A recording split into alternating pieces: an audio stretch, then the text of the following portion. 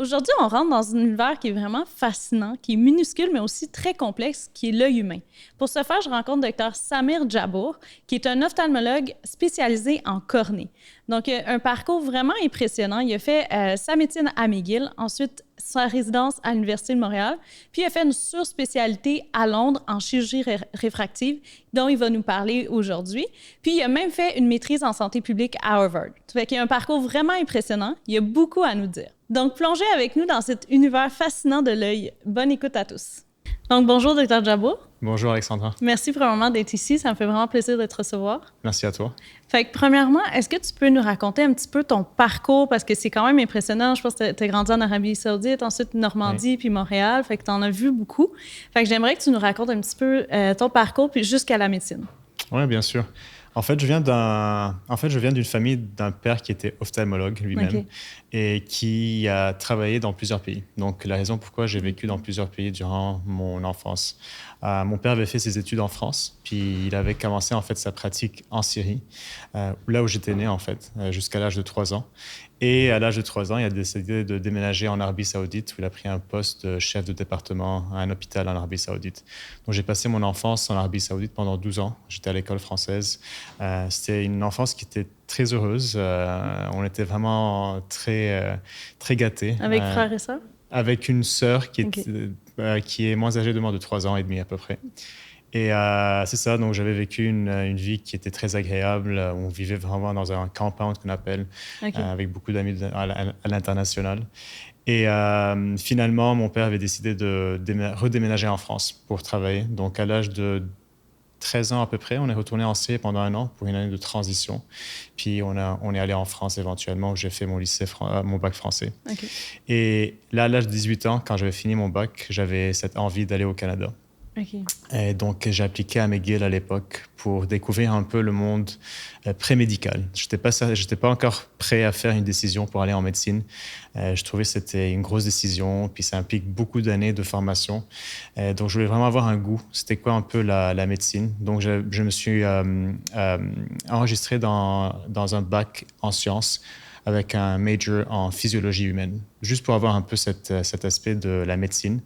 Et là, je suis rentré à McGill, donc j'ai fait 3 ans. Donc, le but, c'était de faire 3 ans puis de retourner en France. De découvrir, dans le fond, qu'est-ce que tu voulais faire, oui, qu'est-ce c'est qui ça, t'intéressait. exactement. Je savais que j'avais un intérêt un peu en médecine, mais je trouvais que rentrer en médecine directement, c'était quand même un gros step. Exactement, un gros step dans ma carrière, alors que je n'étais pas certain à 100% encore.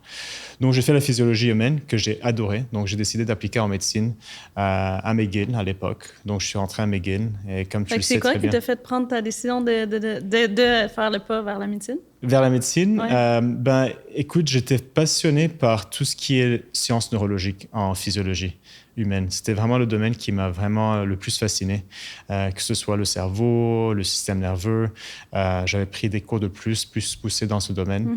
Et je suis rentré en médecine en pensant que j'allais faire quelque chose en neurologie ou en neurochirurgie. Donc, c'était vraiment mon but. J'avais comme trouvé une passion durant mon bac en sciences. Et j'ai décidé, c'est ce que je veux faire. Donc, c'est pour ça que j'ai appliqué en médecine, en fait. Puis, je suis rentré en médecine à l'époque. OK, c'est drôle. La même chose pour moi. J'ai fait mon bac en neurosciences. Oui. J'étais vraiment, je vais être neurologue. Oui. En fait, je suis toujours entré dans le monde de la neuroscience. L'ophtalmologie est très reliée à la neuroscience. Mais bon, c'était une découverte plus tard, durant ma médecine, en fait, dans une semaine que la plupart des externes n'aiment pas beaucoup, en fait. Cette semaine d'ophtalmologie où on fait juste de l'observation. On est plusieurs dans une salle, on n'est pas ça. Mais moi, j'étais chanceux. J'étais avec un résident à l'époque qui était très ouvert à me faire participer vraiment aux soins des patients, de prendre des acuités visuelles, de les examiner. Et j'avais toujours pensé que j'allais jamais faire l'ophtalmologie. Parce que mon père était ophtalmologue. Je voulais faire quelque chose de différent à l'époque. C'était certain ce que je voulais faire. Tout sauf ophtalmologie. Ah oui? Moi, vraiment, je voulais juste faire quelque chose de différent, en fait. Et dans cette semaine, j'ai eu un coup de foudre vraiment qui était incroyable. C'était un des moments de ma vie qui sont vraiment très forts. Et je me suis dit, c'est exactement ça ce que je veux faire. il y avait quelque chose dans les examens, dans comment les cliniques roulaient, comment l'interaction entre le patient et le médecin, cette approche un peu problem-solving en ophtalmologie qui était très prépondérant dans tous les cas à peu près qu'on voyait. Ça m'a tellement passionné. Puis je pense qu'il y avait même un aspect peut-être un peu de mon enfance quand j'allais avec mon père dans ces cliniques. L'aspect m'avait été très familier en fait. C'est ça, tu te reconnaissais. C'est ça, je me reconnaissais beaucoup dans ce monde en fait qui m'était un peu comme home. Ouais. Donc là, j'ai décidé de prendre la décision d'appliquer en ophtalmologie. Puis j'ai appliqué en ophtalmologie. J'étais chanceux d'être pris à l'Université de Montréal. Okay. Et puis après, j'ai appliqué en fellowship 2 années, une aux États-Unis puis une autre à Londres. OK, c'est ça. Mais je trouve ça beau que tu as voulu dire, mettons, te démarquer, dire on va pas m'imposer de faire comme mon père, puis que finalement, à travers le processus, tu découvres que tu étais faite pour faire ça. Oui, c'est ça ce qui était intéressant. En fait, je peux te dire que j'ai jamais été... on m'a jamais dit qu'il fallait faire l'ophtalmologie. C'était juste une décision. Tu sais, quand on est jeune, on va faire des choses un peu différentes. Je pense que c'était un peu, ça venait de ça, mais finalement, c'est moi qui ai découvert cette passion. Puis c'était ma décision vraiment, de manière très autonome, de rentrer en ophtalmologie.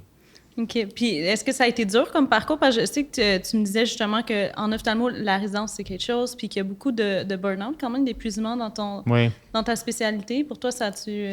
Ben oui, écoute, je pense que une des choses qui nous protège du burn-out, c'est vraiment d'être passionné par ce qu'on fait. Donc ça, je pense, ça nous donne un grand buffer contre le burn-out. Puis je suis chanceux que j'étais passionné, je le suis passionné, puis je pense que je vais être passionné très longtemps avec l'ophtalmologie. Donc c'est sûr que c'est quelque chose qui te protège. Tu travailles à chaque jour, tu as envie d'aller au travail. Le burn-out, c'est sûr que c'est quelque chose qui est prépondérant chez tous les médecins dans toutes les spécialités. Ouais. Mais je pense en ophtalmologie, ce qui fait que c'est plus particulier, c'est qu'on voit un volume de patients qui est très important. Exactement, par rapport à d'autres spécialités. Et c'est des cliniques qui sont basées en externe, donc des fois on peut voir 40, 50 patients. Et puis par jour, c'est ça. Donc ça fait quand même une grosse charge pour le médecin avec des cliniques qui sont très, très occupées. C'est sûr qu'il y a des pour et des contre aussi. Par exemple, on n'a pas des patients qui sont hospitalisés pour la plupart du temps. Peut-être les gardes sont un peu moins intenses que d'autres spécialités comme les gens qui font du trauma, par exemple. Mais quand même, il y a un aspect de volume de patients qui peut être un peu lourd chez certaines spécialités, surtout en ophtalmologie.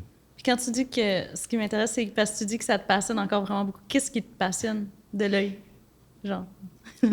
En fait, l'œil en lui-même, c'est très passionnant comme organe. Mais à certains moments, on le comprend. Après plusieurs 5 ans d'études, de la clinique, tout ça, bon, on découvre un peu tout avec tout ce qui est de tous les tissus oculaires, puis qu'est-ce qu'il en est.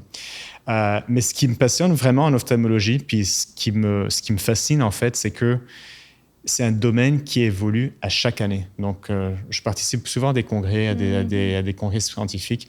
Puis la science et la technologie qui est impliquée dans le domaine de l'ophtalmologie est flagrante. C'est vraiment, je pense, c'est un des domaines les plus avancés d'un point de vue technologique en médecine. Donc, à chaque année, on a des nouvelles chirurgies, des nouvelles techniques, des nouveaux médicaments. Donc, on ne peut jamais ne pas être stimulé, c'est ça exactement. Pour vraiment être mis à jour dans le domaine, il faut vraiment participer à ces connaissances qui évoluent à chaque année. Puis c'est ça ce qui est vraiment passionnant en ophtalmologie. OK. Mais on va en parler plus dans les trucs innovateurs, mais avant, j'aimerais ça justement, quand tu as parlé de quand on commence à comprendre l'œil, puis j'aimerais ça qu'on y aille juste comme les basics de l'œil. Fait que si tu veux nous expliquer justement un peu l'anatomie de l'œil, parce que toi, tu es spécialisé en cornée. C'est ça, Fait que si tu peux nous montrer un petit peu c'est quoi la cornée, le cristallin, tout ça, juste pour que les gens aient une petite base à la maison. Bien sûr. Premièrement, je peux te dire qu'avec un ophtalmologue, en fait, en ophtalmologie, il y a à peu près 12 sous-spécialités. Donc, tu peux t'imaginer ce petit organe, on se spécialise tous dans un tissu de cet œil. Donc, c'est quand même un organe qui est très complexe. C'est une extension du cerveau. Donc, ça fait partie du système nerveux, mais avec un système qui est autonome pour pouvoir bien voir. Ouais. Donc, le concept de l'œil, c'est vraiment comme une caméra. Donc, on a les rayons de lumière qui rentrent dans l'œil, qui vont être réfractés par la cornée, puis le cristallin à l'intérieur, et qui vont se converger vers la rétine pour pouvoir passer le message du nerf optique au cerveau, où là, on a vraiment la décortication du message visuel pour donner une image au receveur. Ouais. Donc, la première chose, on peut... je vais commencer à vous... Donc, ça, c'est... Si on ouvre ici l'œil... Hop, voilà. Donc, premièrement, de manière plus ou moins simplistique, on peut diviser l'œil en segments antérieurs et en segments postérieurs, d'accord? Relativement parlant.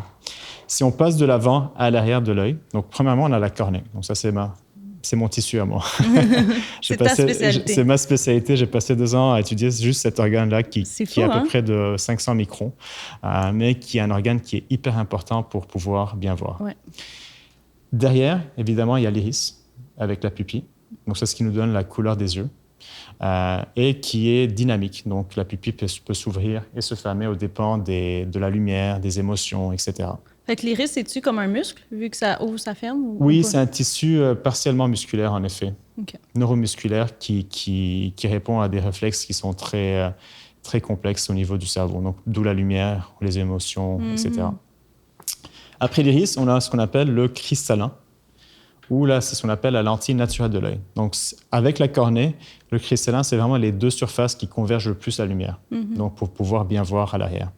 Le cristallin, évidemment, c'est ce qui donne une cataracte avec le temps. Donc, ça devient... Là, c'est un cristallin jeune, il est clair, ça fait bien passer la lumière, mais avec le temps, ce cristallin va devenir plus jaunâtre, plus opaque, puis on appelle ça une cataracte. Donc, évidemment, la lumière rentre moins bien avec un tissu qui est plus opaque, et d'où pourquoi on opère les patients avec une cataracte pour les remplacer avec des cristallins clairs ou avec des lentilles claires. Okay. Donc, à l'arrière, après, on a ce tissu-là qui, normalement, est très gélatineux, ce qu'on appelle le vitré. Donc, le vitré en lui-même, chez un adulte, ça n'a pas de fonction, en fait. Il est très important durant l'embryogenèse pour pouvoir former l'œil. Mais après ça, à l'âge adulte, c'est juste un organe qui est là, puis qui n'a pas vraiment de fonction physiologique. Mais c'est un gel pour maintenir la forme de l'œil ou même pas? Pas tellement, non. Même pas. Donc, ça permet vraiment, durant l'embryogenèse, de faire passer les vaisseaux pour pouvoir former l'organe qui est l'œil. Mais une fois qu'on est né puis que l'œil est formé, en fait, c'est un organe qui demeure sans fonction vraiment physiologique. Au contraire, le vitré peut causer des problèmes, d'où la spécialité vitréo-rétinienne, qui font des vitrectomies pour enlever le vitré, pour éviter d'avoir des problèmes. Ouais. Mais quand on voit des corps flottants, c'est quand c'est dans... C'est dans le vitré. Donc, avec le temps, quand on est jeune, le vitré est très compact. Avec l'âge, il devient de plus en plus liquéfié. Donc, ça va fermer des petites pockets, en fait, de liquide. Et c'est ce qu'on voit comme des petits corps flottants qui circulent. Parce qu'on le voit à travers le vitré. Maintenant, à l'arrière, c'est ce qu'on a, l'organe probablement... c'est l'organe nerveux, c'est la rétine. C'est comme un papier peint qui va vraiment tapisser tout le pôle postérieur de l'œil. Et c'est un organe avec des nerfs et des photorécepteurs qui vont capter la lumière et qui vont transmettre toute cette lumière à ce centre ici, qui est le nerf optique.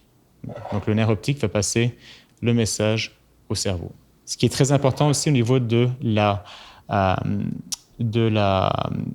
rétine, c'est qu'on a une portion qui s'appelle la macula. Donc la macula, c'est la portion où on regarde, c'est ce qui nous donne la vision centrale. Donc c'est là où l'acuité visuelle est la plus précise. Donc ça, c'est au niveau des organes intraoculaires. On va les remettre. Mais par contre, il y a aussi d'autres choses qui sont très importantes dans l'œil. Évidemment, comme tu peux l'imaginer, il y a... On peut le laisser défaire sinon. On va essayer de le mettre comme ça. Super. Donc, il y a évidemment les muscles extraoculaires, donc pour pouvoir bouger les yeux. Donc, on peut les voir très bien ici. Il y a des muscles, en fait, qui vont servir comme des pivots pour pouvoir bouger les yeux, droite, gauche, en bas, en haut, et ce qui nous donne vraiment les mouvements extraoculaires. Le blanc, à l'extérieur, ce qu'on appelle la sclère, c'est vraiment un organe protecteur de l'œil.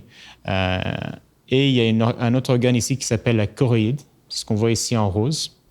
Ça va être vraiment les vaisseaux de l'œil qui vont rentrer dans l'œil. Pour nourrir l'œil, en fait. Exactement. Donc, on a la partie sclère, la choroïde, puis après, on a la rétine à l'arrière. OK. Donc, voilà les spécialités. Tu as les spécialistes de la cornée. OK. Tu as les spécialistes du glaucome. Donc, le glaucome, qu'est-ce que c'est? Ici, on a un organe à l'arrière qui s'appelle le corps ciliaire, qui va produire de l'humeur aqueuse. Donc, ça va vraiment être un liquide qui va pouvoir nourrir l'œil et garder une tension intraoculaire dans l'œil. Okay. Ça, c'est renouvelé constamment. Exactement. Donc, c'est comme un changé. système en équilibre, en fait, où il y a vraiment une production de l'humeur aqueuse qui va être drainée ici par l'angle entre la cornée et l'iris et qui va drainer pour pouvoir maintenir une pression intraoculaire. La pression intraoculaire normale, c'est à peu près entre 8 et 21 chez la plupart des patients. Le glaucome, malheureusement, c'est un débalancement de ce système. On a vraiment, pour la plupart des patients, une pression qui augmente. Donc, on a des spécialistes qui se spécialisent vraiment à trouver des systèmes où on est capable de drainer cette humeur aqueuse de manière différente, que ce soit avec des tubes, qu'on appelle des trabéculectomies. Donc, c'est toute une spécialité en elle-même. Puis qu'est-ce qui fait que la pression s'accumule, puis que les gens... Puis il y a plusieurs mécanismes, mais c'est vraiment un débalancement entre la production de l'humeur aqueuse et le drainage de l'œil. Okay. Exactement. Donc, les spécialistes du glaucome, ce qu'ils font, c'est qu'ils vont souvent... Une des manières, c'est d'aider le drainage de l'œil pour pouvoir baisser la pression chez ces patients-là. C'est vrai de dire qu'il y a un blocage du drainage, donc, ou pas nécessairement? De manière simplistique, oui. Okay. C'est un des mécanismes. Il y en a plusieurs, mais en effet, c'est vraiment un débalancement entre la production et le drainage. Okay. Mais le glaucome, ce qui en fait une maladie qui est très dangereuse, c'est qu'avec le temps, c'est le nerf optique qui commence à s'endommager. Et c'est très irréversible, malheureusement. Et les patients ne le remarquent pas parce que ça commence vraiment avec une perte des champs visuels en périphérie. Donc, le patient ne le remarque pas parce qu'on remarque très rarement qu'est-ce qui se passe en périphérie. Mais avec le temps, le champ visuel va commencer à se rétrécir. Puis c'est là qu'on commence à avoir vraiment des troubles visuels qui peuvent même mener à la cécité complète si on ne traite pas le glaucome. Donc, toute une spécialité, le glaucome en elle-même. C'est-tu plus souvent juste un œil qui va... Non, c'est souvent les deux c'est souvent les deux yeux, mais ça peut être asymétrique. Okay. Encore une fois, il y a toute une catégorie de glaucome. Donc, ce qui est le plus commun, c'est ce qu'on appelle le glaucome primaire à angle ouvert. Donc, ça serait souvent les deux yeux. Puis c'est là où on a vraiment un système de débalancement entre le système de production et de drainage. Donc, tu as les spécialistes du glaucome. Par la suite, tu as les chirurgiens de la cataracte. Donc, ça ici, souvent, au Canada, c'est la plupart des ophtalmologues qui sont capables de le faire.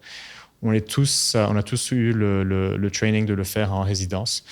Donc, c'est quand même quelque chose qui est fait par la plupart des spécialités. Toi, t'en fais, les oui, chirurgies? Beaucoup de cataractes, en effet. Je fais beaucoup de cataractes. Puis comment tu fais la chirurgie pour la cataracte?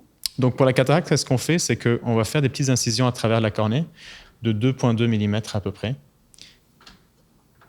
On va évidemment dilater la pupille pour avoir accès au cristallin. Puis, une fois qu'on a accès au cristallin, on peut considérer ça comme une orange, en fait. Puis le but, c'est de pouvoir manger l'intérieur de l'orange sans endommager la peau de l'orange à l'arrière. Donc, ce qu'on fait, on va faire une petite ouverture ici, ce qu'on appelle un capsulorhexis, avec une machine à ultrasons. On va casser la cataracte, l'aspirer, tout en faisant attention à ne pas endommager la couche postérieure du sac capsulaire qu'on appelle. Qui, elle, n'est pas endommagée, dans le fond, c'est ça? Non, c'est ça, exactement. En fait, on l'utilise pour mettre une lentille. Donc, on utilise le même support où on insère une lentille dans ce sac capsulaire et c'est tout. Avec des petits... Comment vous faites pour aller dans l'œil avec des... Pour insérer la lentille, la lentille a des pieds. Donc, on utilise la même plaie qu'on utilise de 2,2 mm. Elle passe à travers. Elle passe à travers avec une fois qu'elle passe à travers, elle va s'ouvrir tranquillement dans l'œil, dans le sac capsulaire. OK. Donc, ça, c'est quand même une chirurgie qui est assez commune, puis beaucoup de chirurgiens le font. Donc, tu n'as pas besoin vraiment d'un fellowship spécifiquement pour pouvoir faire la chirurgie de cataracte, en effet. Ça te prend combien de temps? Dans la plupart des pays. Mais au Canada, ça prend combien de temps? Faire cette chirurgie? Il me semble que tu me disais que c'était rapide. Je pense qu'avec l'expérience, ça devient rapide, en effet. Okay. Donc pour moi, ça peut prendre peut-être 6-7 minutes. C'est sûr, quand j'avais commencé, ça me prenait 30 minutes. Okay. Donc avec l'expérience, ça devient de plus en plus... c'est assez rapide. Assez rapide. C'est sûr qu'il y a des cataractes qui sont plus complexes, qui requièrent plus de temps. Mais je parle vraiment de la cataracte plus ou moins standard. Okay. Par la suite, on va mettre ça de côté. Oui. On a les spécialistes qu'on appelle vitréo-rétiniens. Donc, c'est les spécialistes de la rétine et du corps vitré, donc celui-là. Donc, les choses qui traitent de manière assez commune, premièrement, les décollements de rétine ou les déchirures de rétine. Donc, ce qui se passe souvent, c'est qu'avec le temps, comme on l'a déjà dit, le vitré qui, lui, est collé chez les jeunes au niveau de la rétine va commencer à se décoller de la rétine de manière progressive, avec l'âge surtout, mais ça peut être dû à un trauma et une chirurgie aussi. Lorsque ça arrive, le vitré va, des fois, tirer sur la rétine, comme un papier peint. Lorsqu'on tire trop fort, le papier peint va se déchirer, la rétine va se déchirer. Puis avec le temps, cette traction va augmenter, puis ça va faire un décollement de la rétine. OK. Donc, les chirurgiens de la rétine, ce qu'ils vont faire, ils vont faire ce qu'on appelle une vitrectomie. Ils vont enlever ce corps vitré Puis ça va se pour recoller? enlever cette traction du OK. vitré sur la rétine. Et puis, il y a plusieurs manières de le faire. Ils vont faire du laser pour réparer la rétine, etc. OK. Fait que ça, c'est contenu comme ça s'enlève au complet ou Non, c'est comme du gel. qu'on enlève le gel au complet? Il faut aspirer le gel. OK.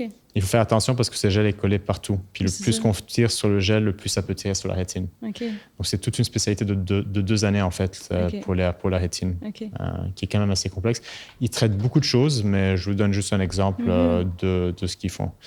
Il y a aussi les spécialistes de la rétine médicale, donc ils ne font pas de la chirurgie spécifiquement. Donc, eux, ils vont plus traiter la dégénérescence maculaire, qui est vraiment un dépôt de matériel dégénératif au niveau de la macula.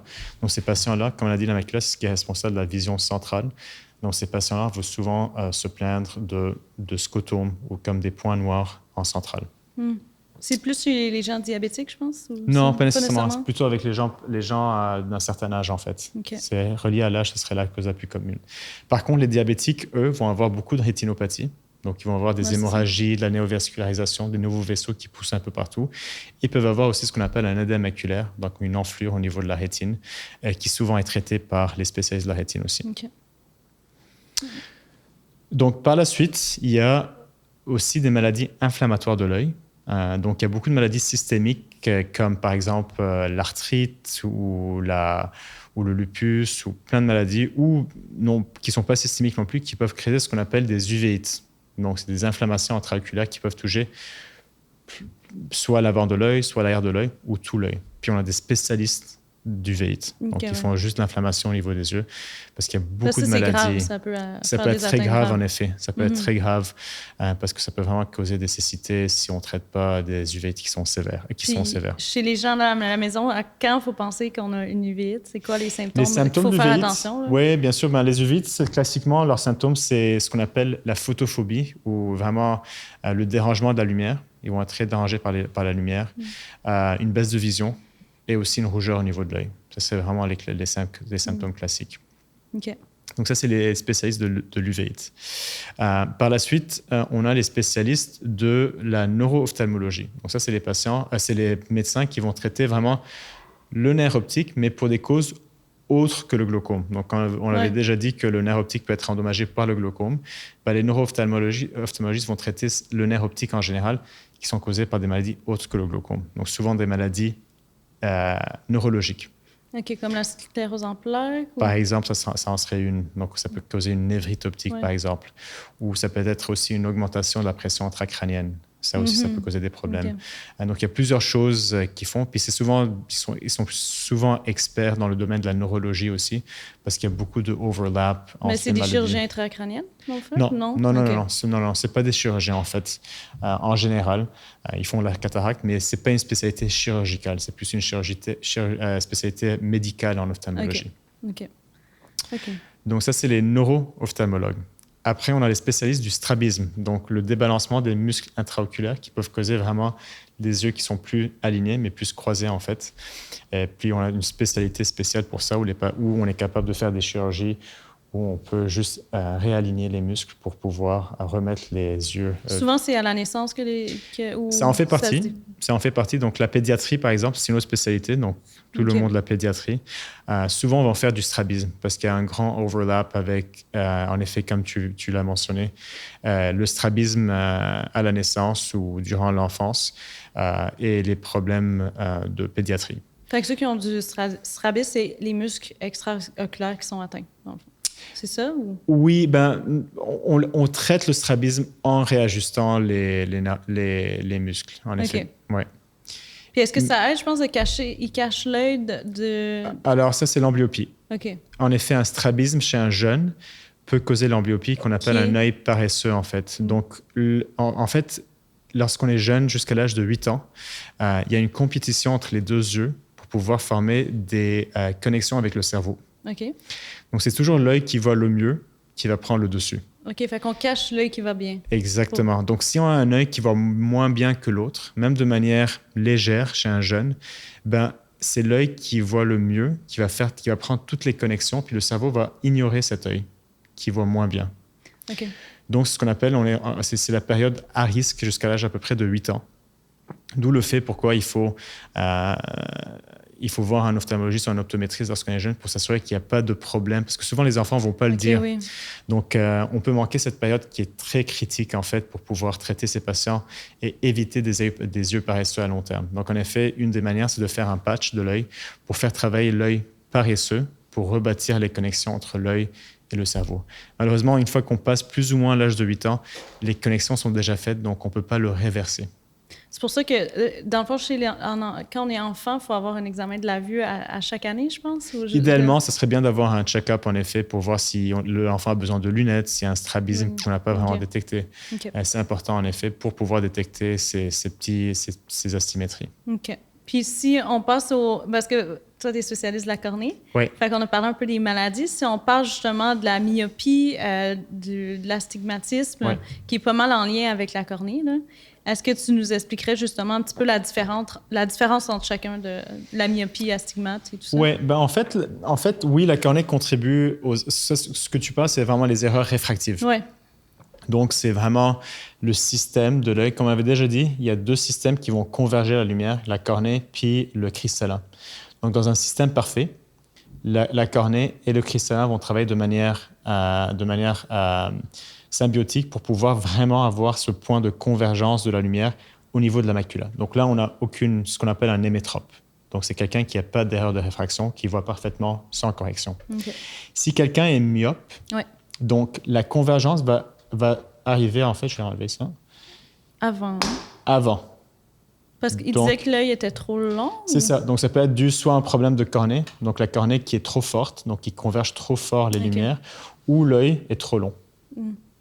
Ou les 2 aussi. L'hypermétrope, par contre, lui, c'est l'opposé. Donc, sa convergence va tomber à l'arrière de la rétine. Donc, lui, par exemple, son œil peut être trop court ou sa cornée est trop faible, donc elle converge la lumière un peu loin. L'astigmatisme, par contre, ça, c'est très différent. L'astigmatisme, c'est la cornée. Donc, de manière simplistique, on dit à patient, c'est votre œil, à la place d'être une sphère, il est fait comme un ballon de football. Donc, en fait, avec l'astigmatisme, ce qui arrive, c'est que à la place d'avoir un point de convergence, on en a 2 qui vont s'interposer. Donc, ça affecte la vision de loin et de proche. Les myopes, par exemple, on appelle ça des nearsighted. Ils sont capables de bien voir de proche en général. Les hypermétropes, ni l'un ni l'autre. Les astigmates aussi, lorsqu'on est astigmate, ça touche la vision de loin et de... Exactement. Donc, c'est un peu l'idée des erreurs réfractives. Puis, en effet, une des manières de les corriger, c'est soit des lunettes ou des verres de contact, mais aussi on peut faire la chirurgie réfractive au niveau de la cornée. On va reformer la courbature de la cornée, comme on l'a dit, pour pouvoir ajuster ce point de focus au niveau de la rétine. Fait que toi, parce que toi, tu te spécialises là-dedans. Oui, exact. Fait que comment on fait, tu sais, les fameuses chirurgies au laser, c'est quoi exactement? Comment vous faites c'est ça, ajuster? Le concept, en fait, pour tous, c'est la même chose. C'est de changer. Donc, comme tu vois, ça, c'est la shape de la cornée. Donc, le but, c'est de voir remoduler la forme de cette cornée pour pouvoir changer sa force.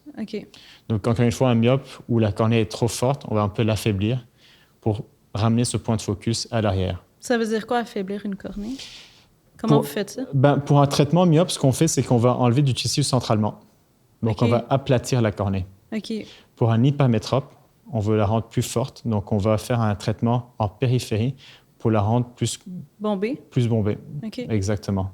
Puis l'astigmatisme, ça serait des traitements un peu débalancés. Au dépend, c'est quoi l'astigmatisme chez ce patient. Comment vous faites pour calculer qu'avec la chirurgie que vous faites, ça va être réfracté exactement sur la rétine? C'est toute une science, en effet. Puis il y a eu des années de recherche sur ça. Donc, on se base sur la réfraction du patient, donc ça, sa force réfractive, la forme de la cornée aussi. Donc, on a des nomogrammes qui sont capables de voir exactement pour faire, disons, un traitement de -2 avec une cornée avec une telle courbature, c'est où qu'il faut qu'on enlève le tissu. OK. Fait que c'est avec des machines qui vous disent exactement où aller enlever de la cornée. Exactement, oui. Puis les lasers, quand vous les mettez, ça enlève une partie. Ça brûle, en fait, la cornée. Oui, ça brûle la cornée. Donc, ça brûle soit centralement, soit en périphérie. OK. Fait que les gens qui ont le LASIK, là, c'est ça, dans le fond. C'est le laser qui vient reformer la cornée pour que l'image se forme au bon endroit. C'est ça, exactement. Donc, on peut soit faire le LASIK. Le LASIK, ça consiste à on coupe la cornée de manière partielle. On fait ce qu'on appelle un volet. On fait le traitement. puis on repositionne le volet ou le flap. Un traitement de KPR, c'est un traitement de surface, donc on ne fait pas de volet, on traite directement la surface. Ça fait plus mal, ça prend plus longtemps à guérir, mais les résultats sont plus ou moins similaires à long terme. Puis il y a l'implant, que des fois vous allez... Y a-t-il un implant possible? Dans la cornée, Ouais, non. il y a eu quelques implants qui sont sortis, mais qui sont pas très quelques-uns qui ont été en fait retirés du marché. En général, on n'aime pas mettre des corps étrangers dans la cornée. Ça, c'est pas quelque chose qui, avec les expériences qu'on a eues, c'est pas quelque chose qui fonctionne tellement bien à long terme. Donc, dans quel cas tu vas aller faire une greffe de cornée? Alors, les greffes de cornée, c'est une autre histoire. Les greffes de cornée vont toucher vraiment plusieurs maladies. Donc, la cornée, même si c'est un organe qui est très, très mince, il y a plusieurs couches. Il y a la couche à l'arrière qu'on appelle l'endothélium. C'est comme une pompe d'eau qui va pomper de l'eau à l'extérieur de la cornée pour la garder toute claire. Si l'endothélium ne fonctionne pas, la cornée va enfler. Okay. On ne va pas bien voir. Okay. Ça va souvent donner cet aspect un peu bleuâtre au niveau des gens, si quelqu'un en a vu. C'est comme un œil un peu bleuté, en fait. L'avant, il y a d'autres problèmes qui peuvent se passer aussi. Il y a l'épithélium, puis après, le contenu de la cornée, c'est le stroma. Okay. Traditionnellement, il y a très longtemps, les greffes de cornée, c'était des greffes traditionnelles qu'on appelle full thickness. Donc, on la change au complet. On coupe la cornée, on met une nouvelle cornée dans le donneur, ici, puis on va mettre des points de suture, 16 points de suture de manière... qui sont à peu près de l'épaisseur d'un cheveu, du 10-0 qu'on appelle. Et on va suivre le patient. Puis avec le temps, après 1 an, on commence à enlever les points de suture, puis ça va donner une nouvelle courbature de la cornée. Vous enlevez après 1 an les points de suture? Plus ou moins, oui. Fait que pendant 1 an, le patient a des points, il les sent pas? Non, parce qu'on enfile le nœud, en fait. OK.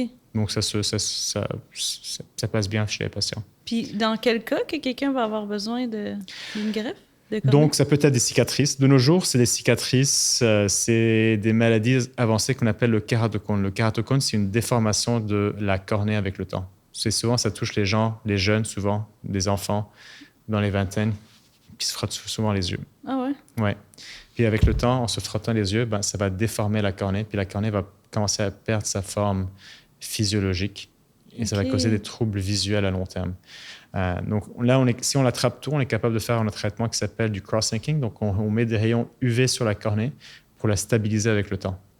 Mais si on l'attrape trop tard, par contre, puis on n'est plus capable, des fois, on peut corriger la vision avec des gros verres de contact qu'on appelle rigides. Mais si ça ne fonctionne pas, on fait souvent une greffe de cornée chez ces patients-là. Donc la greffe de cornée traditionnelle, on enlève toute la cornée.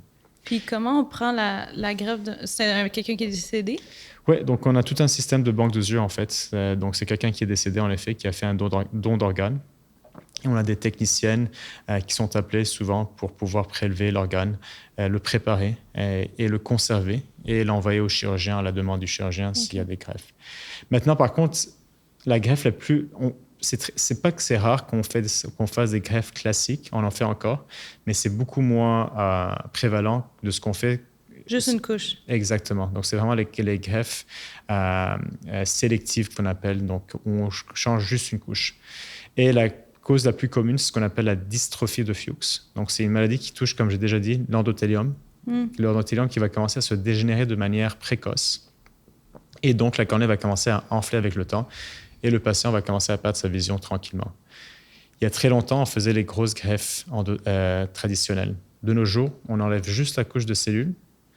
On prend une couche de cellules d'un patient qui a fait un don d'organes et on va l'injecter dans l'œil et on va pouvoir ouvrir la greffe. On met une petite bulle de gaz dans l'œil et on demande au patient de se positionner sur le dos pendant à peu près 2 jours.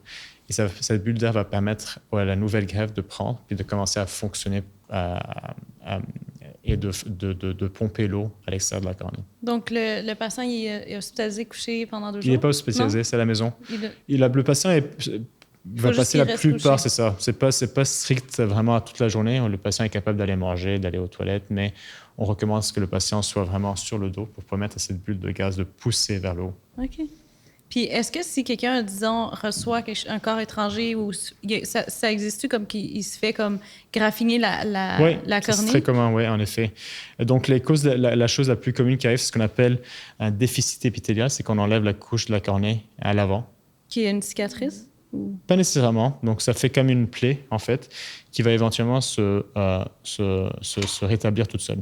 OK. Donc, ça va fermer. Par contre, si c'est un trauma qui est plus profond, qui touche le stroma, donc le contenu de la cornée, là, ça va faire une cicatrice. OK. Puis là, vous faites des greffes ou... Il y a plusieurs, ça dépend de la sévérité de la cicatrice, ça dépend si un verre de contact est capable de corriger la cicatrice. Et finalement, s'il n'y a rien qui fonctionne, on fait la greffe de cornée, en effet. OK. Puis toi, c'est quoi ta chirurgie préférée dans tout ça? C'est celle-là, c'est ce que je viens d'écrire, ce qu'on appelle la DMEC. Donc, c'est la greffe de cornée qui est sélective, qu'on remplace vraiment à la couche endothéliale, la couche postérieure de la cornée. Pourquoi? Je pense, une des choses, pourquoi? Parce que on sait très bien qu'à l'époque, on faisait des grosses greffes qui étaient très invasives, on coupait le tout. Donc, vraiment, c'est comme une preuve de l'évolution de l'ophtalmologie. Donc là, une chirurgie qui dure à peu près 1h30 chez un patient, où il fallait vraiment faire des points de suture, 16 points de suture. Là, on est capable de traiter cette maladie avec une chirurgie qui dure 30 minutes, en remplaçant de manière presque parfaite la couche des cellules, et le patient qui est capable de rétablir sa vision en même pas des fois 1 semaine ou 2 semaines. OK, c'est rapide. Souvent, oui. Okay. Souvent. Donc, c'est ça ce qui fait que c'est une chirurgie qui est très passionnante. Puis, elle est relativement nouvelle, c'est-à-dire que ça dure depuis 10 ans. Il y avait une autre chirurgie qui était similaire, mais avec une couche qui était un peu plus épaisse, du même concept. Mais la vision n'était pas aussi bonne qu'avec celle-là. OK. Donc, ça représente vraiment comme un symbole de l'évolution des chirurgies en ophtalmologie. Puis, quand vous faites des chirurgies à l'œil, vous avez toujours un microscope? Toujours, oui. Vous êtes toujours avec un microscope, puis c'est des petits outils microscopiques, là? Exact. Donc, on développe quand même une connexion qui est assez importante entre nos doigts puis les yeux, oui. Puis, y en a-tu que c'est comme des robots qui font certaines parties de la chirurgie ou pas encore? Non, pas encore. Peut-être dans les domaines de la recherche, mais pas encore. OK. Ça s'en vient peut-être. Peut-être. C'est sûr que c'est tout le domaine de l'intelligence artificielle, c'est très passionnant. Puis, il y en a beaucoup qui est investi dans l'ophtalmologie. C'est sûr que... En chirurgie ophtalmique, ça prend quand même un jugement clinique qui est très important. Et puis, ça prend vraiment un processing qui est très complexe. Donc, peut-être un jour, oui, on va y arriver, mais je ne pense pas que c'est quelque chose qui va prendre le dessus tout de suite. OK. Ouais. Fait que justement, tu fais toutes tes chirurgies sous microscope. Fait que moi, je n'étais pas capable de voir en même temps. Je shakais tout le temps. Là. Fait que je ne sais pas comment toi, tu fais. C'est sûr, c'est un skill qu'on développe. Donc, il y a une dextérité qui se développe avec le temps. On devient de plus en plus précis. Mais on parle souvent du shake. Puis même les résidents ou les fellows qui travaillent avec nous, ils ont peur du shake. Ouais. C'est sûr qu'on ne peut pas avoir un shake, mais il y a beaucoup de chirurgiens qui sont excellents, qui ont ce qu'on appelle un tremblement essentiel, puis qui font d'excellentes chirurgies. Donc, un shake, ce n'est pas nécessairement toujours quelque chose qui peut être néfaste à la chirurgie. Puis toi, tes yeux, ça doit les travailler beaucoup? Comme d'être toujours dans le microscope et faire des... Parce que je pense que tu me dis que tu peux faire jusqu'à 25 chirurgies, des fois, par jour? Dans des salles doubles, des fois, on fait de la cataracte, ça va plutôt rapidement. Des fois, on peut monter à 25 chirurgies, en effet, oui. OK. C'est sûr, au-delà des yeux, c'est quand même une concentration mentale qui est très importante. Donc, après des journées qui sont aussi chargées, on est souvent très fatigué, en effet. Oui, c'est ça. Mais c'est comme un sport, en fait. Ouais. C'est comme un sport. C'est comme si tu fais ton premier 5 km, ça peut être épuisant. Puis tu le répètes. Là, 5 km, ça passe. Puis après, tu peux faire 10 km. Puis après 10 km. Donc, c'est vraiment, on développe comme une sorte de dextérité et d'endurance aussi qu'on retient avec le temps. Fait que, oui, justement, parce qu'à faire justement, quand tu as des journées, tu fais comme 25 chirurgies, tout ça, puis je sais pas si tu fais 5 jours semaine, mais comment tu fais pour pouvoir maintenir ce rythme-là, puis un équilibre? C'est une très bonne question, puis j'ai découvert ça avec le temps, qu'il faut vraiment qu'on prend soin de nous-mêmes, en fait. Je dors bien, je mange bien, je fais du sport, je garde une vie équilibrée avec une vie sociale et assez agréable. Je pense que c'est très important d'avoir ce self-care pour pouvoir vraiment passer par des journées qui sont aussi chargées. Puis, en effet, je travaille 5 jours semaine, des fois même 6, ça dépend de ce qui arrive. Donc, oui, des fois? Des fois, rarement, mais des fois, ça arrive. OK. Puis, est-ce que des cas plus difficiles que tu as eu, des challenges ou des trucs qui t'ont marqué? C'est sûr. Donc, c'est ça, je dirais plutôt ce qui est difficile, c'est pas... Bon, les cas plus standards, on en fait 25, c'est sûr, c'est plus une histoire d'endurance, mais des fois, ça prend un seul cas qui est très complexe, qui peut vraiment nous m'épuiser de manière très, très importante. Mm-hmm. Donc, souvent, c'est les cas que je fais à l'hôpital, au CHUM, où on a vraiment des cas de cornée qui sont complexes, des segmentaires qui ont été touchés de manière différente. Puis c'est des cas qui sont complexes, qui ne sont pas standards, qu'il faut y penser, qu'il faut vraiment trouver des stratégies pour pouvoir faire la meilleure chirurgie de manière la plus sécuritaire possible. Fait que c'est des chirurgies plus longues, j'imagine. Plus longues, ouais. Ça peut aller des fois 1 heure et demie, en effet. OK. C'est quoi les plus longues chirurgies que tu as fait pour l'œil? C'est souvent des greffes de cornée complexes, je dirais. OK. Dans ma spécialité à moi, ça serait ça. OK. Puis y a-tu justement des cas, comme je dirais, comme au-delà de l'œil, mais de l'humain derrière qui t'ont marqué? Je sais pas, je pense pas que tu as vécu des décès en lien avec les yeux, mais des cécités, des choses comme ça? Ben, tu sais, en fait, c'est une histoire très, très intéressante. Ma première semaine de pratique à Montréal, de retour en fellowship, on m'a référé une patiente avec une inflammation des paupières. Okay. Qui souvent est reliée à ce qu'on appelle une blépharite, quelque chose qui est très commun. C'est une inflammation chronique des paupières que beaucoup de patients ont. Mais quand j'avais vu, j'avais l'impression qu'il y avait quelque chose d'atypique dans ses paupières. Puis, en effet, elle a vu plusieurs médecins, plusieurs optométristes, ils lui donnaient des gouttes, des compresses chaudes, etc. Puis c'est pour ça qu'il me l'avait envoyé, parce que ça allait pas mieux, en fait. Mm-hmm. Donc là, je me suis dit, c'est bizarre. Bon, peut-être c'est une blépharite atypique qui est un peu plus sévère, mais j'aimerais bien faire une investigation de plus. Puis j'avais envoyé à une collègue à moi qui fait de l'oculoplastie. Ah oui, c'est une autre spécialité qu'on a manqué aussi, c'est les paupières et l'orbite, qui est très importante aussi. Donc les oculoplasticiens se spécialisent en ça. Je l'ai envoyé chez une collègue pour pouvoir faire une biopsie de la paupière. Et malheureusement, il y avait un carcinome sébacé qui est revenu positif. Donc, il m'a dit que c'est un cancer qui est très invasif. Comme à l'intérieur de la paupière? À l'intérieur de la paupière, en effet. Et qui peut être mortel, malheureusement, chez beaucoup de patients. Donc, heureusement, la patiente, on a été capable de la traiter à temps. Mais oui, donc des fois, c'est au-delà des yeux. On peut trouver vraiment beaucoup. L'œil, c'est vraiment la fenêtre de... Mais comment ça, c'est mortel? Window to the soul, comme on dit. Yeah. Donc, on peut voir beaucoup de maladies. C'est le seul organe dans le corps humain, on peut vraiment voir les maladies à l'œil nu. Donc, par exemple, on sait en cardiologie que si on a de l'athérosclérose, bon, les vaisseaux vont être un peu plus fins, plus fragiles. Ben, en ophtalmologie, on peut les voir au niveau de la rétine directement. Donc, on voit beaucoup de maladies de manière précoce au niveau des yeux. Et on peut détecter beaucoup de choses au niveau avec juste un examen oculaire assez standard. Puis encore, le carcinome, pourquoi ça peut être mortel au niveau de la paupière? Ça peut se métastaser, en fait. Ouais. Facilement, comme le mélanome, un peu le même principe. Un peu, oui. Les mélanomes, c'est un autre aussi qui peut se métastaser au niveau, qui lui, souvent, c'est un mélanome choroïdien, donc au niveau plus ici de la rétine, qui peut aller vraiment au niveau du foie. OK, oui. Ouais. OK. Puis, sinon, d'autres cas qui t'ont plutôt... tu sais, il y a des défis, mais il y a aussi des cas marquants, des réussites ou des choses qui t'ont marqué par rapport à certains patients? Oui. Je peux te dire que spécialement ma spécialité en cornée, c'est une spécialité qui est très satisfaisante pour la relation entre le médecin et le patient parce qu'on est capable de redonner la vision souvent chez ces patients. Donc les patients sont souvent très contents avec les résultats, ce qui est très rassurant. Puis ça nous motive à travailler de plus en plus parce que on peut voir vraiment comment nos chirurgies ou nos traitements peuvent impacter de manière positive la qualité de vie de ces patients. Oui. C'est sûr, des patients, par exemple, qui sont touchés par des infections sévères, par exemple, j'en ai eu quelques-uns, qui étaient presque aveugles des deux yeux, avec une greffe de cornée, des fois, même si c'est des greffes qui sont très complexes à faire, ben on peut leur redonner la vue et leur redonner une sorte d'autonomie au niveau de la vie de tous les jours. Ouais. Donc, c'est vraiment, on peut voir à quel point le travail qu'on fait peut aller vraiment changer la vie de gens qui sont normalement, pour la plupart du temps, presque aveugles. Oui, c'est ça. Mais quand on dit, tu sais, quelqu'un qui est né aveugle, c'est quoi le problème dans ça? Ça peut être plein de choses différentes? Ça peut être plein de choses, oui. Ça peut être des problèmes de rétine, des problèmes de nerfs optiques, des problèmes de formation, d'embryogénèse au niveau de l'œil. OK. Fait qu'est-ce qu'il y en a des causes congénitales réversibles de la cécité avec les nouvelles chirurgies qui sont arrivées? Je t'avoue, quand c'est des cécités congénitales, souvent le pronostic n'est pas très bon. Si on est né avec, c'est souvent que c'est pas très bon, malheureusement. OK. Fait que c'est rare, mais est-ce que avec les innovations, les nouveaux projets de recherche, ça va-tu un peu dans cette direction-là? Oui, tu sais, il y a maintenant, je pense, une des poussées en ophtalmologie où beaucoup de recherches et beaucoup de fonds sont investis, en fait, c'est vraiment au niveau des cellules souches.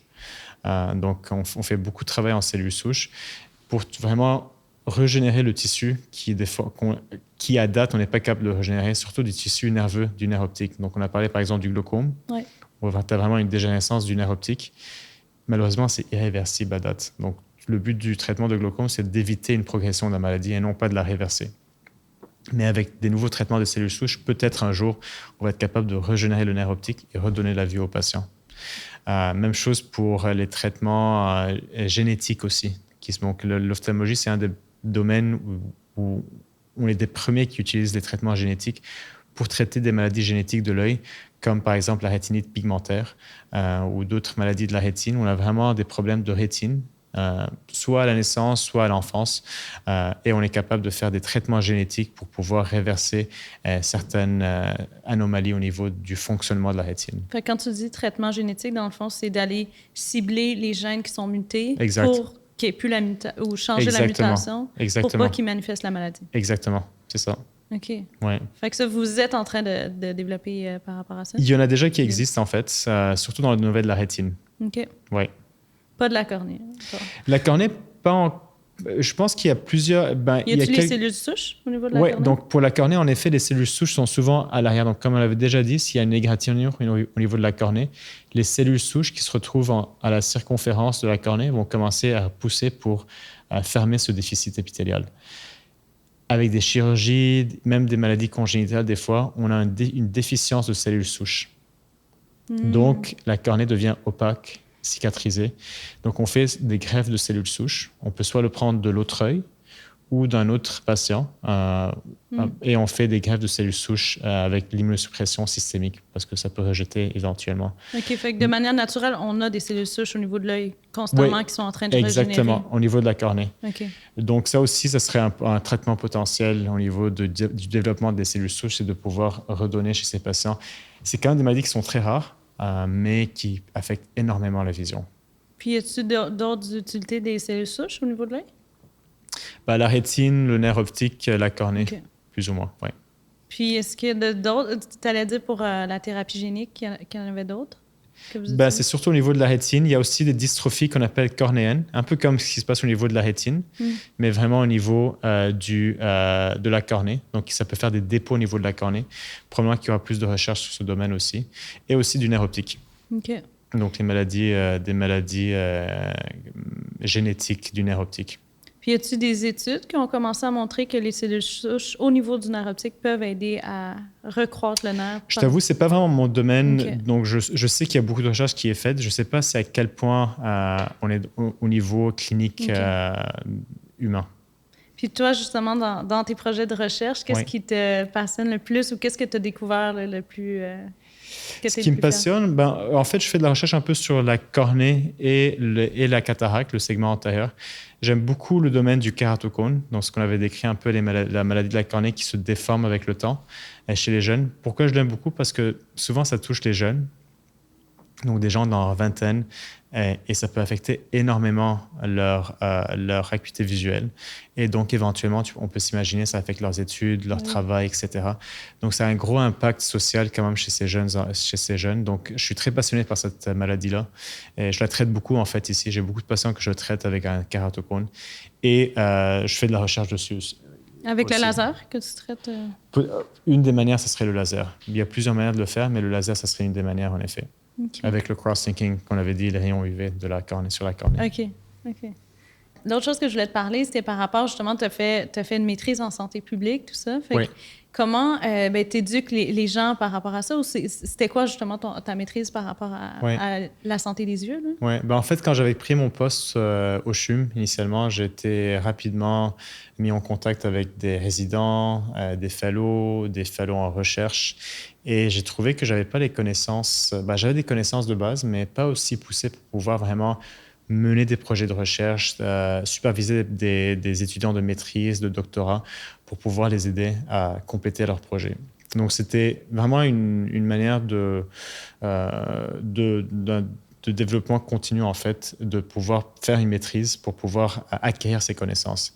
Maintenant, évidemment, lorsque j'ai fait ma maîtrise, j'ai découvert plusieurs choses à part la recherche, dont, par exemple, la santé publique, dont, par exemple, le leadership. Donc, c'était quand même des domaines que je ne connaissais pas beaucoup puis qui m'ont vraiment passionné. Donc, ça m'a donné des connaissances au-delà de ce que j'avais comme attente de ma maîtrise en santé publique. OK. Fait qu'est-ce que ça t'a donné? Qu'est-ce que tu as reçu de faire cette maîtrise-là? Donc, premièrement, tu sais, comme quand on a un problème, que ce soit la médecine, on a vraiment comme une lentille à travers laquelle on voit un problème. Donc, un médecin va le voir de manière médicale, un diagnostic différentiel, etc. Peut-être un ingénieur va le voir de manière différente. Ça m'a donné une nouvelle perspective sur les problèmes de santé, en fait. C'est ça ça m'a donné une lentille à travers pour voir des nouveaux problèmes de santé. Donc, à la place de penser, par exemple, au kératocone d'un point de vue patient uniquement, ben là, je le vois de manière plus populationnelle.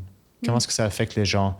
Comment est-ce que ça affecte une population? Comment est-ce que ça affecte les critères de santé en général? Est-ce qu'il faut des dépistages plus généralisés? Et donc, ça m'a pris du patient à la communauté, à la population. Puis justement, ça me fait penser à une question que j'avais, que je voulais absolument te poser. C'est pourquoi tu penses que c'est quasiment rendu une épidémie, là, la myopie? Les gens, les problèmes de vue, c'est comme, je pense que je lisais presque 50%, et plus, de plus en plus. Fait que comment t'expliques le fait que les gens ont de plus en plus de problèmes de vue? Il y a le truc, tu sais, il y a les écrans de plus en plus, tout ça, mais je sais pas c'est quoi ton point de vue. C'est une très bonne question, puis tu as complètement raison, c'est vraiment une épidémie. La myopie devient de plus en plus prévalente dans les populations, surtout certaines populations comme en Asie, par exemple. Et on va le voir bientôt, on va le sentir, cette épidémie de myopie qui va arriver parce que, en effet, elle touche énormément de gens. Les hypothèses, pourquoi? On ne le sait pas. Ça demeure juste des hypothèses. Donc, en effet, le fait qu'on reste plus à l'intérieur de... Donc, comme tu sais, les myopes, c'est des gens qui sont nearsighted, donc qui voient plus de proches. Donc, une des hypothèses, c'est que si on n'est pas à l'extérieur, on ne se stimule pas les yeux à voir de loin, ben, le cerveau ne va pas avoir cette prépondérance de développer l'œil pour qu'il soit hémétrope ou capable de bien voir de loin. Exactement. Donc, on demeure toujours nearsighted ou myope. Donc, une des recommandations, par exemple, pour les enfants, c'est de passer à tous les jours du temps à l'extérieur, d'être exposé au soleil, de passer pour pouvoir, ou même si on travaille beaucoup de proches, de prendre des pauses et aller regarder un peu de loin pour pouvoir minimiser la myopie. Oui. Mais encore une fois, c'est des hypothèses, donc c'est très difficile de faire des recommandations spécifiques pour ce problème. OK. Ben oui, je lisais que les jeunes en Asie, c'est jusqu'à 80-90% qui ont des problèmes de fréquence. Puis maintenant, c'est des jeunes, donc lorsqu'ils vont arriver dans les trentaines, quarantaines, ben, c'est des gens qui vont commencer à rechercher des solutions pour leur myopie. Donc, c'est vraiment quelque chose qu'on s'y attend, qu'il y a vraiment une épidémie qui va arriver bientôt. Et vous êtes de plus en plus occupés. Je pense que oui. On est déjà très occupés, mais je pense que oui, en effet. Ça va juste augmenter. Oui. Mais tu dis que ça n'a pas été prouvé que les écrans accentuaient la myopie. Ben, tu sais, c'est des associations souvent. C'est des études qui vont faire des associations. Donc, ce ne sera jamais quelque chose de causal de manière définitive. Mais en effet, et d'un point de vue scientifique, ça fait du sens aussi. OK. Puis, est-ce que la vue, elle peut s'améliorer naturellement? Si quelqu'un, disons, change ses habitudes, comme tu as dit, de commencer à regarder, y a-t-il des exercices que les gens peuvent faire pour améliorer leur vision? Non, pas vraiment. Non? Pas vraiment. Tu veux dire faire des exercices de yeux pour pouvoir améliorer la vision? Oui. Non, pas vraiment. Il y a des gens qui ont ce qu'on appelle une insuffisance de convergence, par exemple, où ils ne sont pas capables, ils se fatiguent lorsqu'ils regardent de proche parce que nos yeux vont converger. Donc, c'est comme une faiblesse de convergence. Ça, ces patients, par exemple, vont bénéficier d'exercices qu'on appelle des push-ups. Donc, ils vont faire des push-ups pour pouvoir accentuer ce mouvement des yeux pour pouvoir bien voir. Donc, ça, par exemple, ce serait un diagnostic qui pourrait être amélioré par des exercices. Mais d'améliorer l'acuité visuelle en elle-même. Mais quelqu'un qui aurait une baisse, de vision, par exemple, qui est souvent sur les écrans, de faire le 20-20-20 qui disent de regarder à 20 pieds pendant 20 secondes à chaque 20 minutes quand on fait des écrans. C'est-tu quelque chose qui peut aider? Ça, c'est bien parce que ça va éviter d'avoir ce qu'on appelle un strain des yeux, donc de trop forcer les yeux, surtout lorsqu'on regarde de proche parce qu'on est en train de converger. C'est quand même une tâche active, c'est pas passif comme positionnement. Donc, à la fin, des fois, on peut avoir mal à la tête parce qu'on se concentre tellement avec les yeux. Donc, cette technique-là de 20-20-20, ça nous permet vraiment de donner des pauses et de relâcher ce muscle de manière périodique pour pouvoir éviter ce genre. Mais c'est pas quelque chose qui va améliorer l'acuité visuelle, par contre, par rapport à ta question. OK. Fait qu'il n'y a pas vraiment de... Parce que ma question, c'était un petit peu, OK, parce que là, on l'a dit, la myopie augmente de plus en plus. Y a-t-il quelque chose qu'on peut faire pour le prévenir? Y a-t-il quelque chose que tu donnes comme conseil aux gens en général pour la santé des yeux? C'est ça. Le prévenir, c'est pas pareil comme le réverser.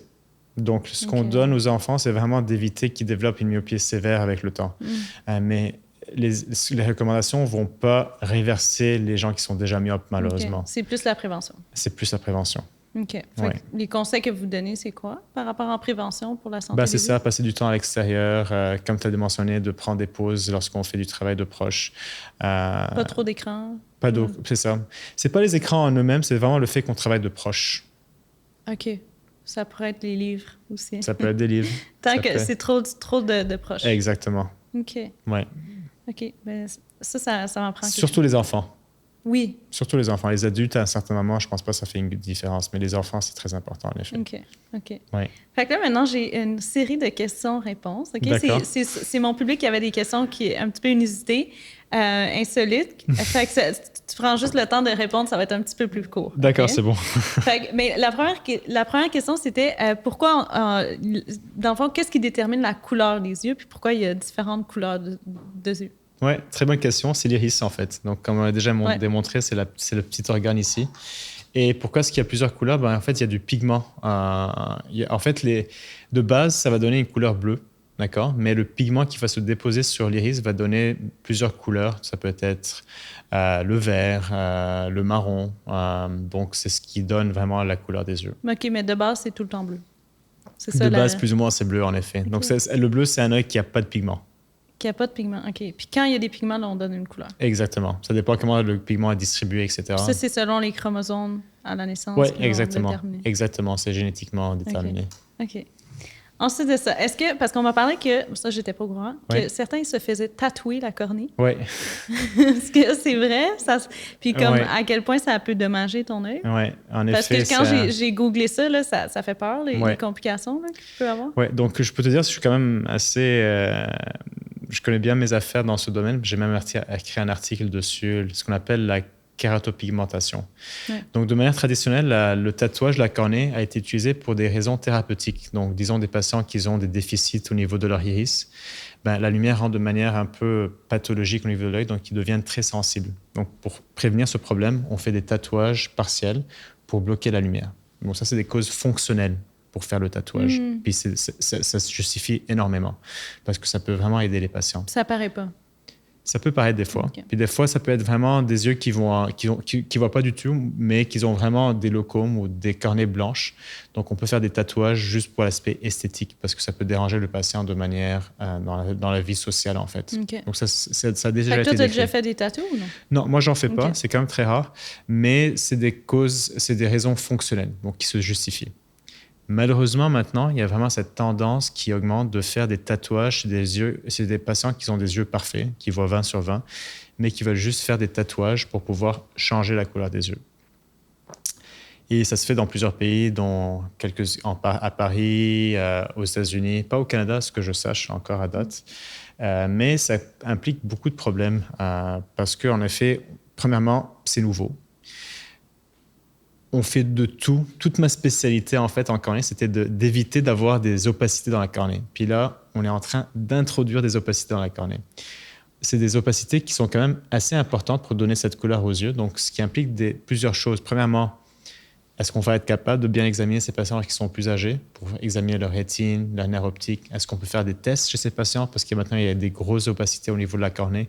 Est-ce que ce pigment, à long terme, va causer des problèmes? Donc, c'est une chirurgie qui est très controversée, malheureusement. Et je suis personnellement très contre ce genre de chirurgie parce que je trouve prendre des risques avec des yeux qui sont complètement normaux et de faire des chirurgies qui sont relativement, de mon opinion, injustifiables peut causer beaucoup de problèmes à long terme. Et malheureusement, c'est irréversible. Une fois que le tatouage est fait, on ne peut plus le réverser. Puis, je pense que c'est moi qui ne comprends pas bien, mais si on fait un tatouage de la cornée, mais que l'iris bouge derrière, est-ce que... Puis, il y a la pupille qui ouvre. Oui, c'est statique. Puis là, si ta pupille se dilate, mais elle ne pourra pas se dilater. Non, c'est ça. Donc, tu vas créer vraiment une pupille artificielle avec le tatouage au niveau de la cornée. Fait qu'elle va toujours avoir la même taille de pupille. Exactement. À cause du tatouage. Exactement. Puis l'endroit où il y a le tatouage, il n'y a plus la lumière qui est réfléchie. Beaucoup moins. OK. Beaucoup moins. Fait que ça peut donner des troubles de vision. Ça peut donner des troubles de vision, en effet, oui. OK.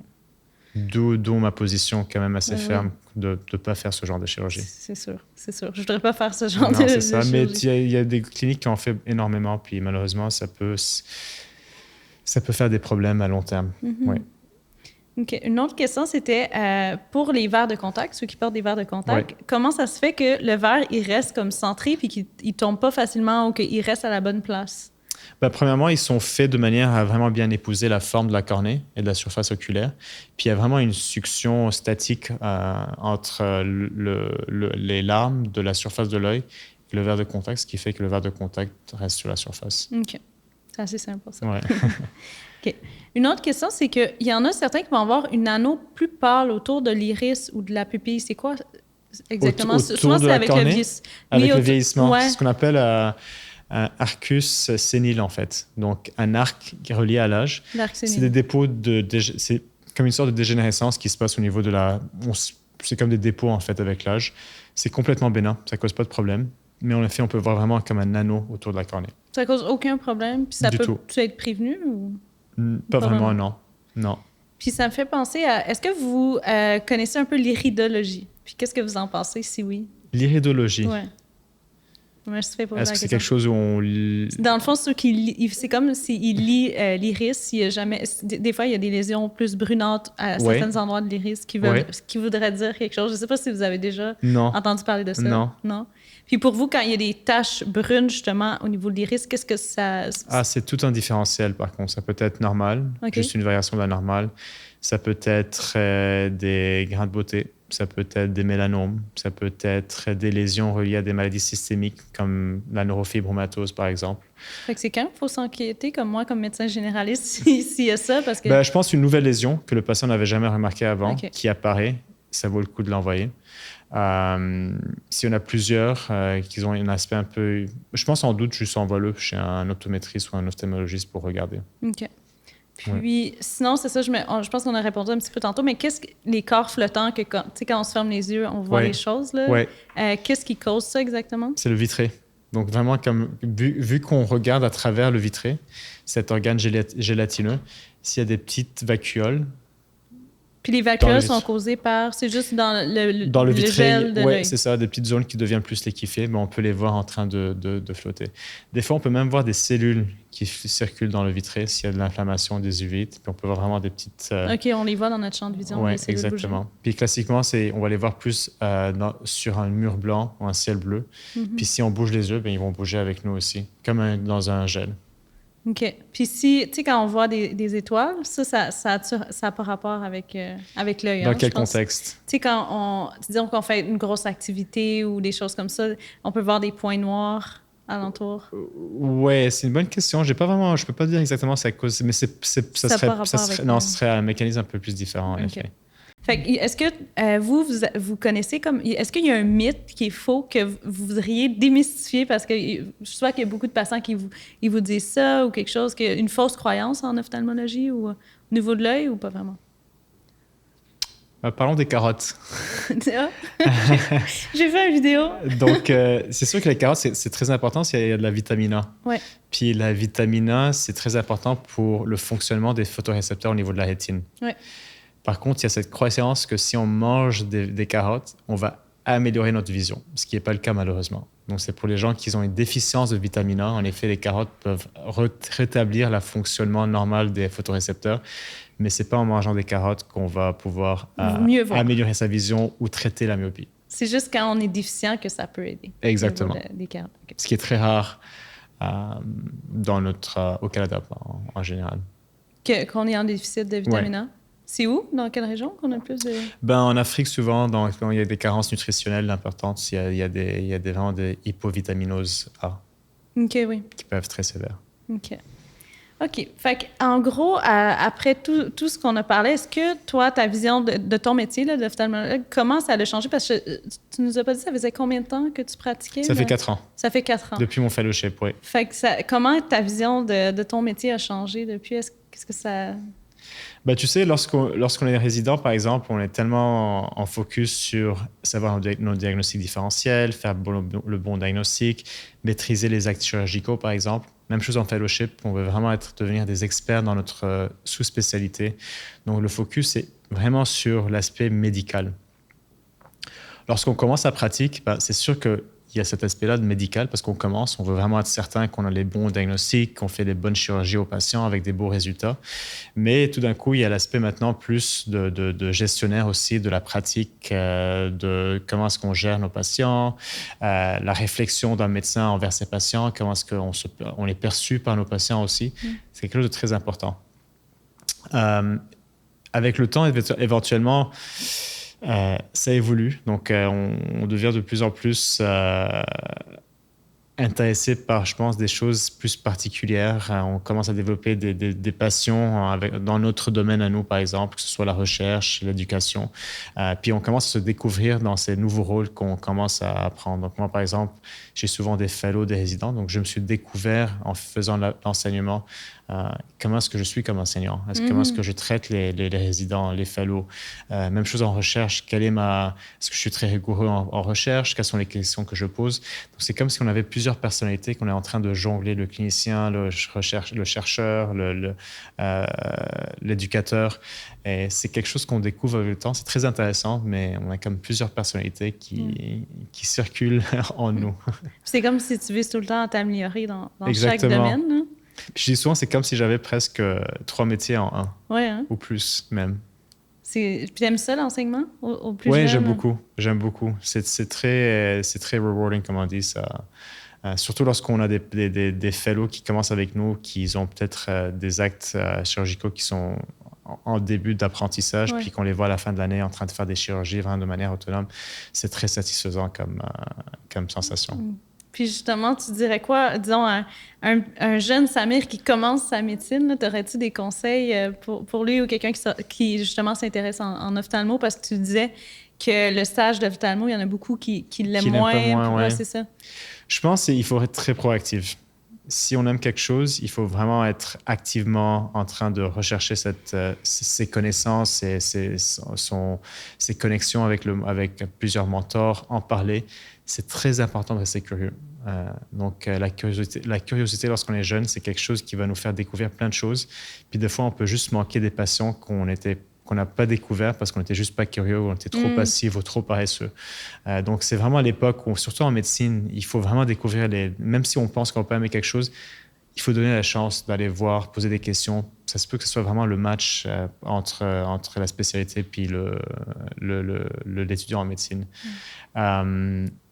Donc, oui, vraiment la curiosité, je trouve que c'est très précieux. Ouais. Puis le nouveau, puis vouloir apprendre. Exact. Oui, exactement. Puis vraiment, faites quelque chose qui vous passionne. Donc, c'est sûr que lorsqu'on regarde une spécialité, il y a plusieurs aspects, que ce soit la qualité de vie, etc. Il y a plein de choses qui sont prises en compte. Mais la passion, c'est vraiment la chose la plus importante parce qu'à chaque jour, on va se réveiller, on va aller au travail, puis on va faire exactement ce qu'on a choisi de faire cette journée-là. Donc, c'est très important de garder cette passion active. Oui, mais c'est vraiment ce que je retiens de toi, là. Ouais. C'est que c'est comme tu as vraiment une passion, tu es vraiment allé pour ça, puis c'est ça qui fait que tu peux justement te lever à chaque matin, puis continuer, 100%. Puis innover, puis fait que c'est inspirant de recevoir ça. C'est comme, c'est comme ta clé là, d'avoir du cœur pour ce que tu fais, ça fait que ta santé elle reste bonne et tout ça. 100%. Ça me motive, j'ai envie d'apprendre, c'est des nouvelles chirurgies, j'ai envie de les apprendre, j'ai envie de les intégrer. Donc, ouais, c'est vraiment des preuves de passion, en effet. Oui. OK, bien, merci d'être venu. Est-ce que toi, il y avait un message que tu voulais transmettre ou quelque chose qu'on n'avait pas parlé que tu voulais amener? Non, je pense que tu as posé de très bonnes questions, puis on est passé à travers la plupart des choses. Donc, merci pour cette belle entrevue. Merci à toi. Puis, y a-t-il un endroit où est-ce qu'on peut te lire ou est-ce que tu as des endroits où est-ce que des réseaux sociaux? Oui, je suis sur Instagram. J'ai un réseau social, c'est sjabourmd. Donc, je poste des fois des conférences, des choses que je fais. Des chirurgies? Des chirurgies, j'essaie d'éviter parce que j'ai beaucoup de gens qui ne font pas la chirurgie puis qui m'ont dit que ça les dégoûte un peu de voir ce genre de chirurgie. Par contre, j'aimerais bien ouvrir une page YouTube où je mets vraiment les chirurgies. Donc, plus pour les médecins, pour les ophtalmologues. Et j'ai mon LinkedIn aussi où je poste souvent des choses en relation avec l'ophtalmologie. OK, parfait. Bien, merci. On va aller voir ces pages-là. Merci beaucoup, Alexandra. OK, bye-bye. Donc, merci à Dr. Jabour d'être venu nous partager sur sa passion, qui est l'œil, qui, comme on l'a vu, est très petit, mais infiniment complexe. La chose que moi, je retiens personnellement, c'est de faire quelque chose qui nous passionne dans la vie, parce que c'est vraiment ça qui a été reflété. C'est quand on fait quelque chose qui nous passionne, où notre cœur, il est, bien, c'est comme ça qu'on évite les épuisements, qu'on peut aller de l'avant puis apprendre, approfondir ce qu'on fait. Donc, merci pour votre écoute, puis restez à l'affût pour le prochain épisode qui arrive bientôt.